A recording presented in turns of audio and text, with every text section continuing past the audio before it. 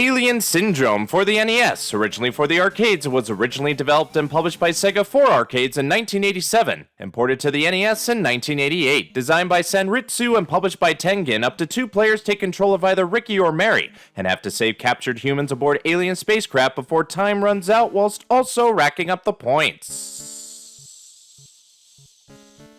You control Ricky or Mary by moving them around with the D-pad. The B button is used to shoot, while the A button is not used at all. In the far-flung future of 2089, humans have begun colonization of outer planets to the dismay of one alien race who's captured an entire colony across several ships. It's now up to Ricky and or Mary to rescue their comrades and wipe out those horrible aliens for good. You do this by going from vessel to vessel, trying to find all 12 hostages on board while destroying any aliens that get in your way. You have a map you can find throughout the ship to pinpoint where your comrades are, and you can find power-ups all around the ship to better your firepower and destruction of the alien threat. You also have a time limit to worry about, as apparently there's a time bomb on the vessel set to explode when it reaches 0, so you gotta find all of your comrades before that happens. Maybe a warp can potentially help you out there. When you do find all your comrades, an exit will open for you to get to. Reach it and you'll have to fight a boss with a separate countdown timer. Defeat it and you'll move on to the next ship with increased difficulty while also getting bonus points before moving on. To me, the challenge doesn't really lie in the main mode of exploration, it's more so in the boss fights. Might take a bit to figure out the layout of the levels, but some quick glancing of the maps and you'll find all your comrades easily. If you get hit by anything deadly or fall a great height, you'll lose a life in quick succession. Lose all your lives and the game is over, but you can gain a life at every 100,000 point mark, and if you make it through all 7 spaceships rescuing all comrades and defeat the final boss, you'll have saved humankind and colonization can continue elsewhere. Overall, this is a decent arcade port, and I expect nothing less from Tengen, or Atari in disguise, as they ported quite a few arcade titles to the NES during their unlicensed release spree, and I'll be covering more of them as the week goes along.